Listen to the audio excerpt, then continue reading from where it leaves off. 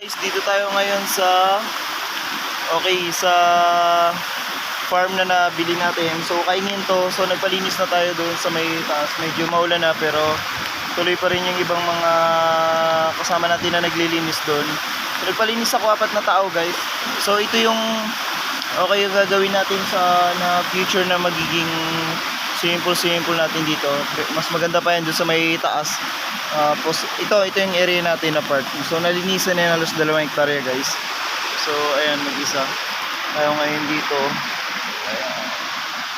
So medyo malayo to sa dito talaga tayo sa bundok talaga.